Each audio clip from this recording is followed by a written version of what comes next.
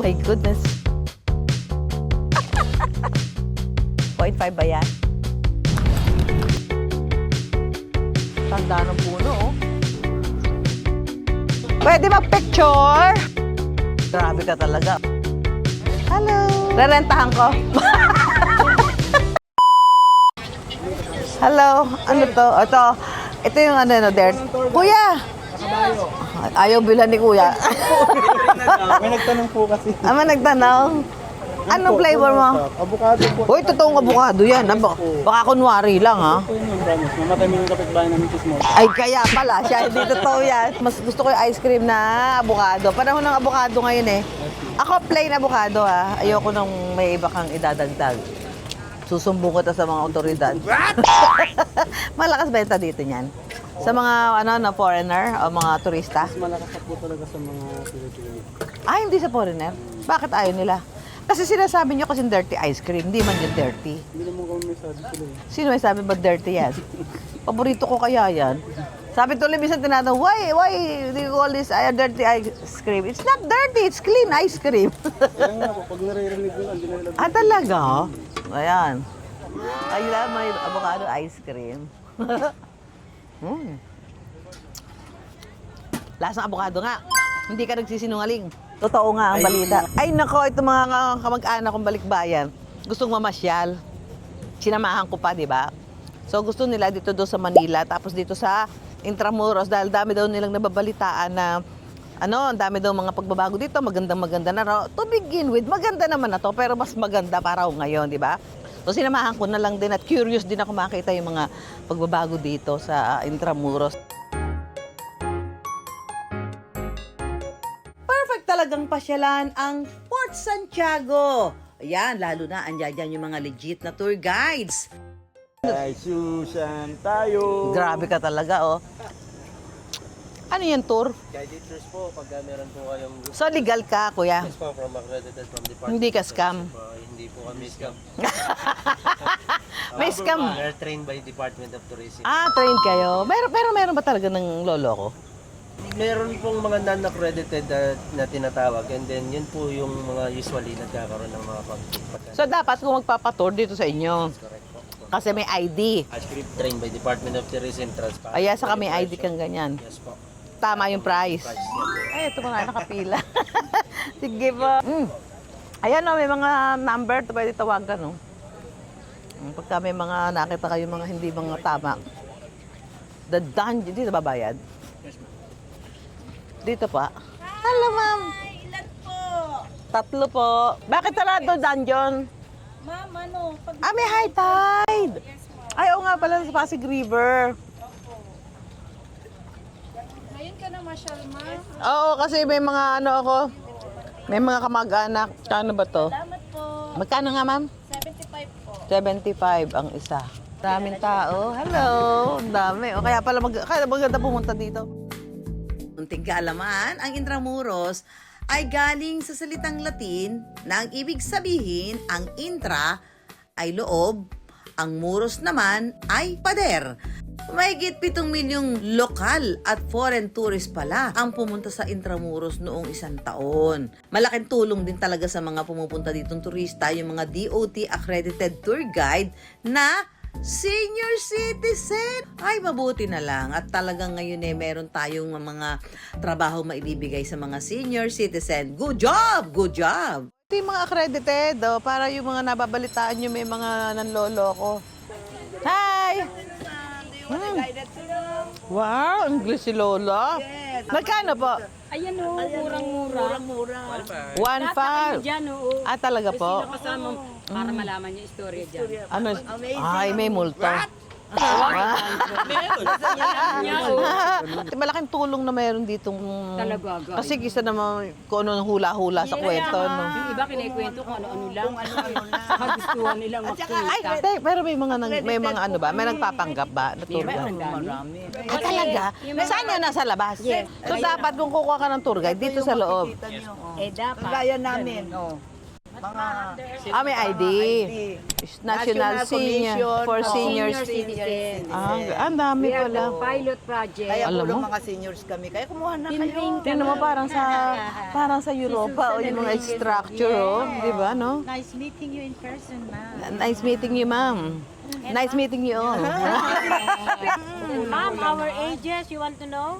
Oh my God. 80. Do you She's know? 80. So, Yeah, I'm 70. kayo po 80? Yes, and I'm 70. You're kidding. Ano po, di masaya kayo na meron kayong trabaho? Meron kaming barkada. So natuwa kayo na yung ice cream ka. Ubusin ko nga muna. Ubusin ko yung ice cream ka. Pwede naman. Ay, kuya ko na naman kami. Paano kayo nag-apply? Ay, inano yan sa City Hall. Kasi project to ng tatlo eh. Manila City Hall, NCSC, tapos DOT. So teka, inaral yun. Paano yung ibang, ano yung mga inaral yung lengguwahe? Until now, we are still... Hindi, English lang kami. English Kasi lang. pwede ka rin mag-alam, malaki pagka 5,000. Pagka meron kang, alam mo yung German, Ah, ganun? Chinese. Ang dami naghahanap. Ang dami naghahanap. Kasi nag-aral kayo ibang lengguwahe pa. Ay, hindi na eh. Okay na sa English. Kabataan. Mga Meron kabataan. silang marunong dito, yung mga bata-bata. Kayo ba sa English, Tagalog? English lang, oo. Ano pinakamaraming customer? Pinoy o foreigner? Foreigner. Talaga? Magkano sweldo nyo? Ayan.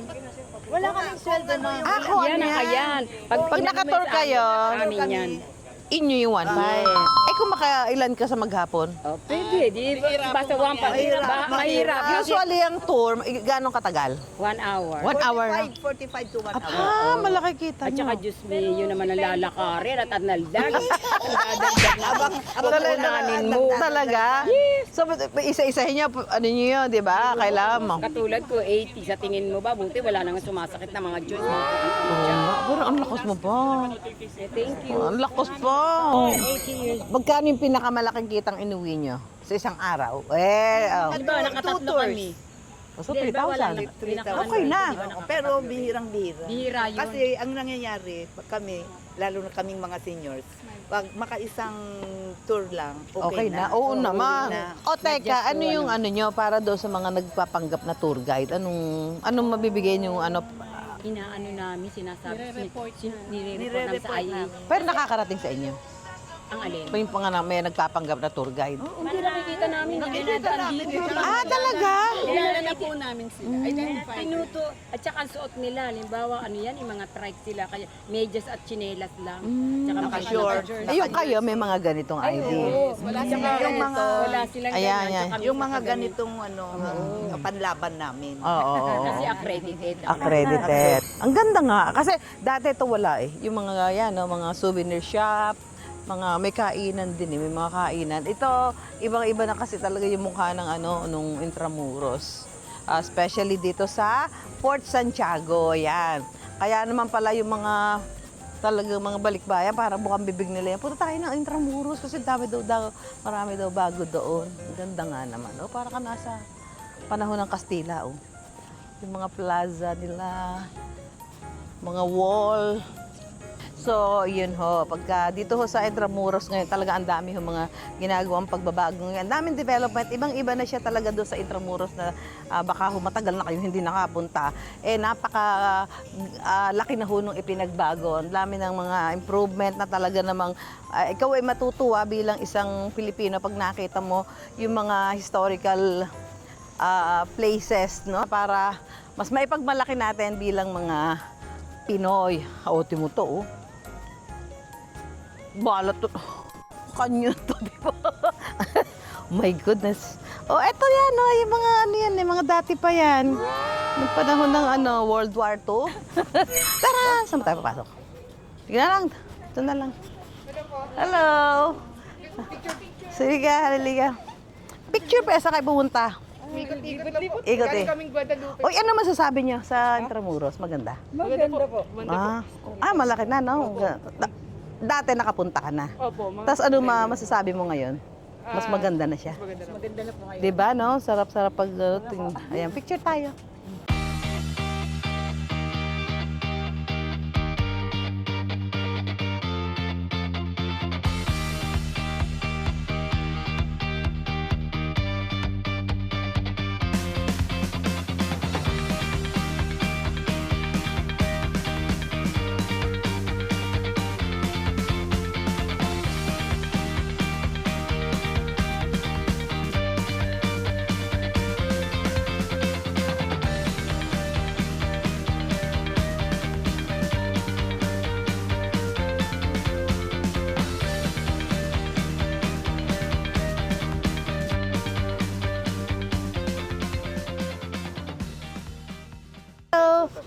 Halika. Mano. Aba, Diyos ko, nagkaroon pa ako ng inanak dito. Halika, picture tayo. 0.5 ba yan? O, di ba? Ang saya ng mga kabayan natin dito. Talagang tuwan-tuwa sila sa sa Fort Santiago. Ito pa yung mga dati, di ba?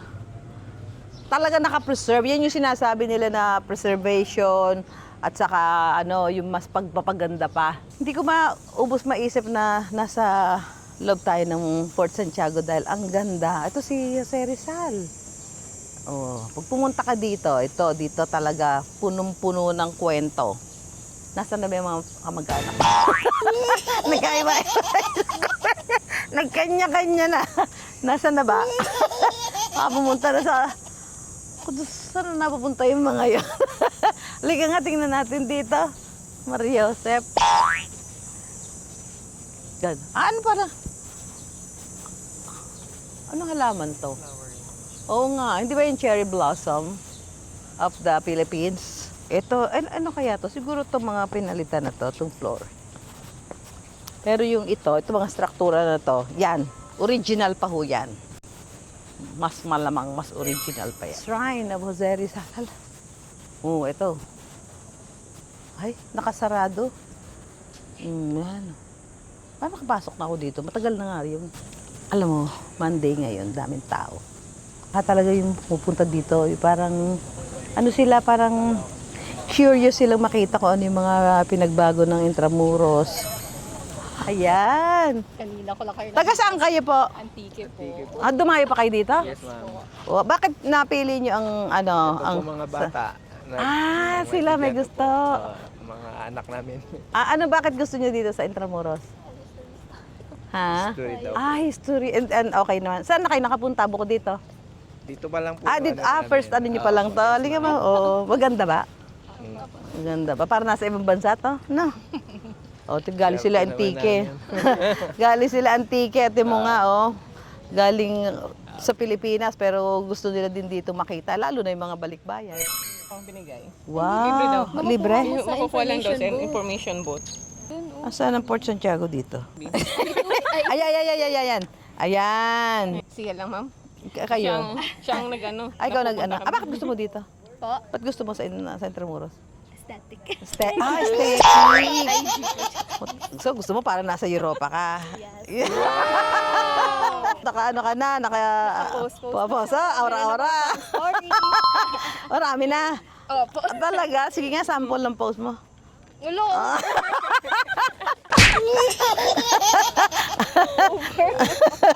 Talaga? Actually, ang ganda talaga niya. Pang IG talaga yan. Okay, sige, enjoy your enjoy your tour. Bye! Kaya gusto ko talaga pumupunta dito sa Intramuros, lalong-lalo na dito sa may bahagi ng Fort Santiago. Talaga kasi parang magpa-flashback pa sa iyo yung maaalala mo ano kaya nangyari nung panahon ng World War II, nung may mga digmaan pa dahil ito nga ho isa sa mga pinangyarihan ng napakahalagang mga kwento, kasaysayan ng Pilipinas.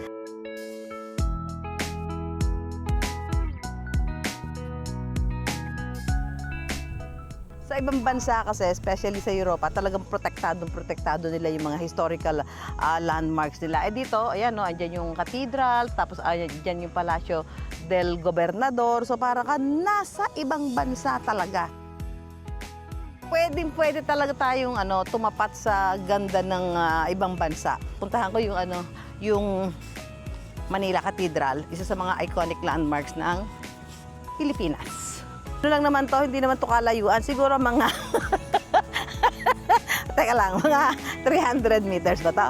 Mga 300 meters ang ating lalakarin pupunta sa Manila Cathedral. Alam niyo naman Manila Cathedral na pinsala ho yan ng World War II. Pero syempre, na-restore na at isa na ito sa mga iconic landmarks ng ating bansa.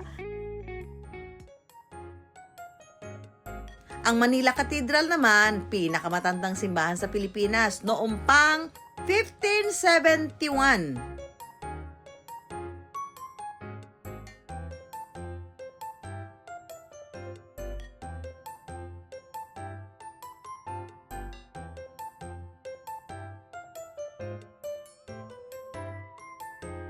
Napinsala lang ito ng mga nagdaang digmaan, lindol at syempre iba pang kalamidad Ilang beses nasira at muli namang itinayo sa paglipas ng panahon kaya naman pagkaganda-ganda ngayon.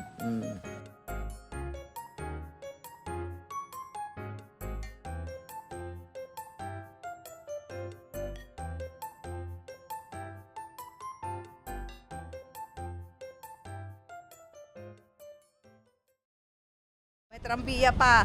Yan o yung mga ng unang panahon dito sa Intramuros. Pwede mag-picture? Pwede, Ma'am Susan. Bakit? Saan ba daan dyan? Dito? Kahit saan po. Pwede. Ang ganda. Ano to? Magkano bayad? Depende po sa hours na kukunin niyo. Rerentahan ko. Rerentahan ko yung buong trambiya. Magkano bayad? 3,000 po, merong... Depende sa hours din, di ba? Sa oras. Parang ano to? Ito ba yung lumang trambiya? O ni-restore? Ni-restore. Mas luma. Basta mas modern na to. Lawid. Ang mga gwardiya sibil. Hello. Hello. Okay lang yan. Ito na, ito yung Palacio del Gobernador. Ito yung dating Palace of the Governor. Dito dati nakatayo 1690 to 1863. Ayan. Pero ngayon, ito yung yung tanggapan ng COMELEC, Commission on Elections dito yan. Ay, ang daming pagkain. Papunta na tayo sa Manila Cathedral. Isa ho sa mga iconic landmarks ng ating bansa, lalo na dito sa Manila yan dahil ito po napakaraming mga kilalang personalidad dito ho ikinasal. Siyempre, bukod doon, ito ho'y talagang napinsala nung World War II. Hello! Ayan. Kaya picture tayo. Picture. Ang daming kinasal dito sikat di ba? Hindi ko natandaan. Hindi ako naka-attend.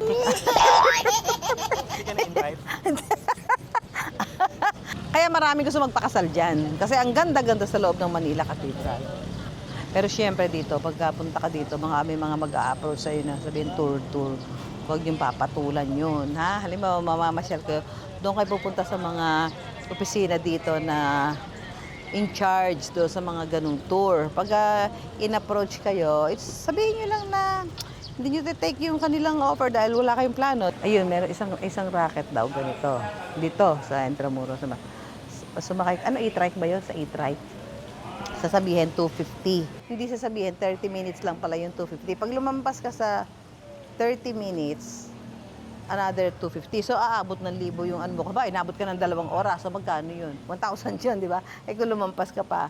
So, yung mga ganun, dapat linawing mabuti. Yung mga resort nga, uso din yung mga scam yung mag-o-offer sila ng murang-mura. Pagkatapos, hindi man pala nag-exist yung resort na yon, di ba? Ang dami mo kung mga ganyan mga kalokohan ngayon di ba?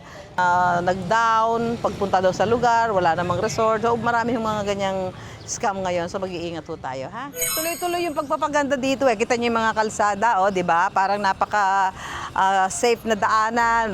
Maglalakad ka man, may dalang sasakyan. Yung mga bahay kasi dito, ito yung mga bahay pa nung panahon ng Kastila panahon ng ikalawang digmaang pandaigdig. Basta, siya, preserve.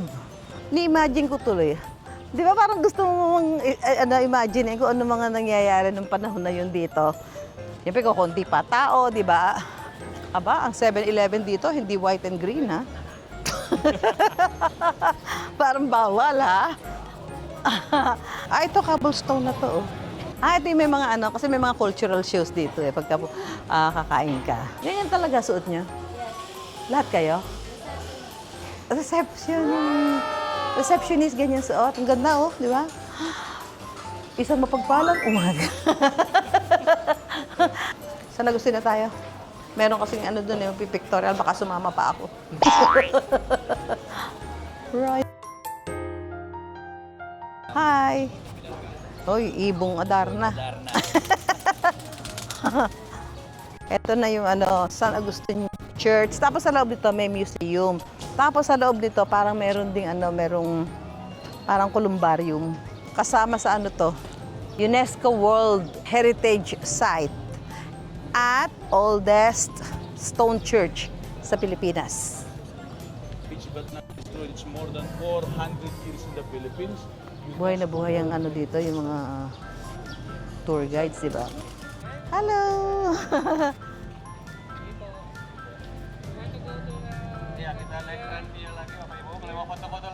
Naman, pag syempre mag-travel ka, gusto mo puntahan yung mga, yung lalo na ganyan, no? UNESCO World Heritage Site. Gusto mo talagang may picture ka sa ganyan, sayang naman ng travel mo, di ba? Parang hindi ako sigurado kung totoo. Ito pa yung original, pero parang original pa rin no? Ito, Ito yung hindi kayang kainin ng anay. Sabi ng anay, suko na ko. Dahil ito yung mga talaga sinaunang kahoy na matibay na matibay. Walled City.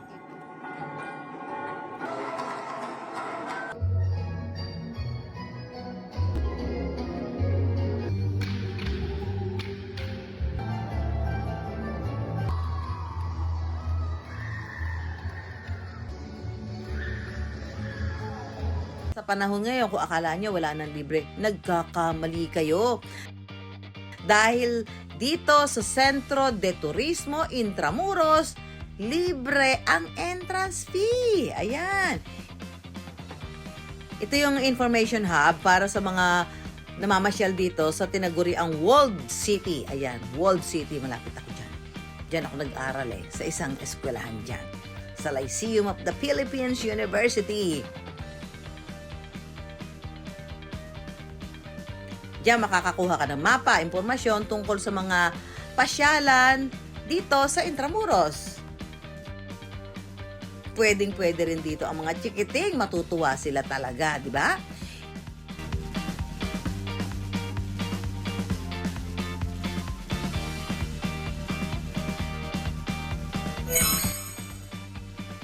Hindi lang puro luma ang nasa Intramuros, baka akala nyo Dahil meron din sila mga bagong events venue kung saan nagtatagpo ang kasaysayan at makabagong disenyo. Ayan. At noong nakaraang taon, ginanap dito ang Grand Santa Cruzan. Ayan.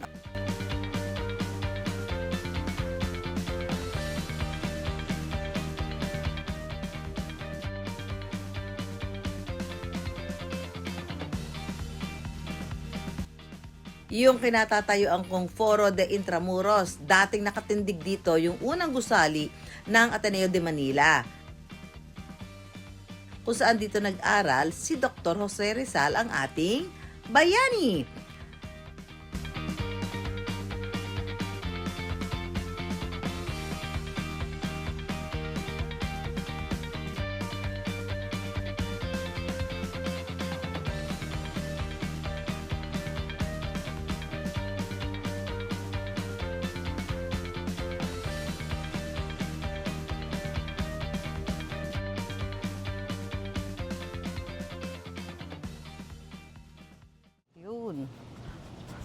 Sarap po maglakad dito. Lalo na, dapat tapat pa na maganda yung panahon. Kaya siguro mas lalo maraming namamasyal ngayon dito.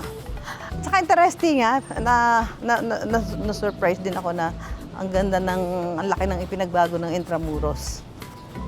General Luna Realde Palacio. Ano pala to? Knights of the Columbus. Ayun yung isang mga pwede sa likod doon, pwede tayo pumunta doon sa likod na yun.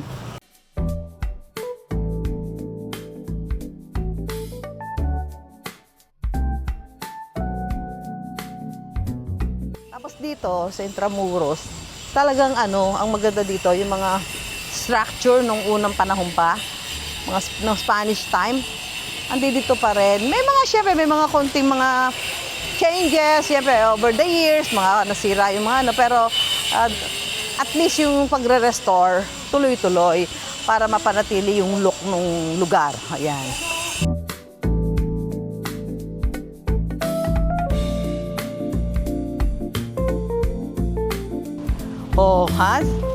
Akala niyo ba sa ibang bansa lang meron yung mga bike lane? Dito din. Dito hindi nga lang bike lane, bike road. Ayan sarap. Kung ako turista, gagawin ko yan. Tapos may mga kalesa.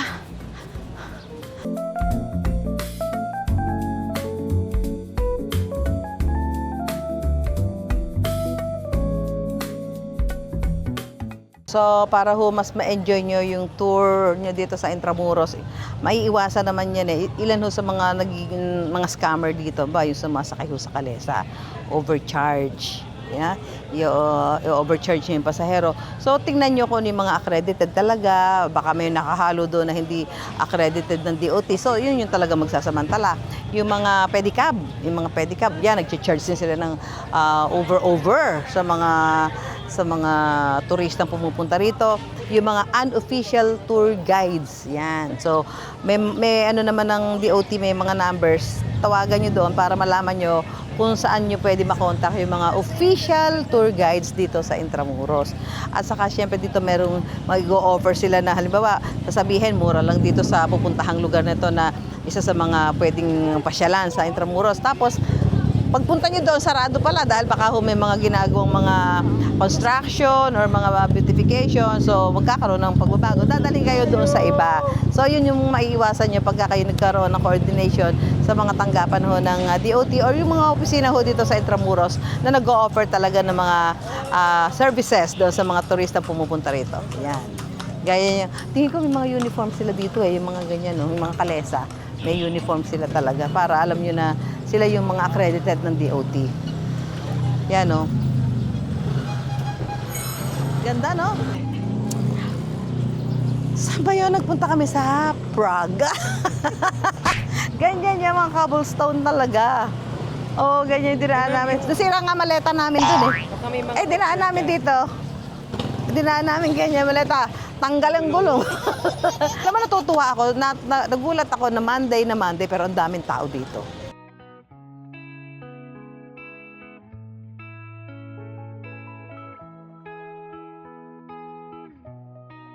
Dapat pala talaga pasyalan nyo ngayon ng Intramuros. Ang daming maganda. Nakaka-excite ba? Nakaka-excite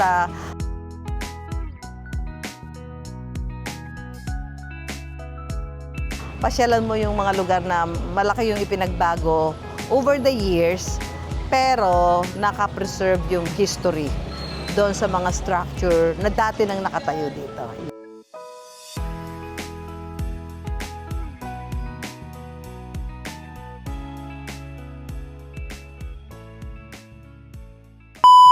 Tada! Tada!